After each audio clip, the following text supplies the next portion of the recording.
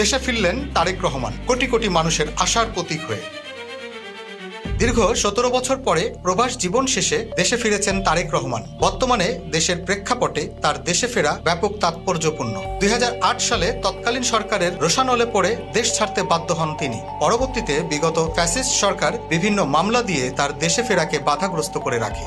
২০২৪-এর গণ অভ্যুত্থানে ফ্যাসিস্ট সরকারের পতনের পরবর্তী পরিস্থিতিতে দেশে একটা অরাজকতা বিরাজ করছে। এমতো অবস্থায় বহু বিভক্ত হয়েছে জাতি।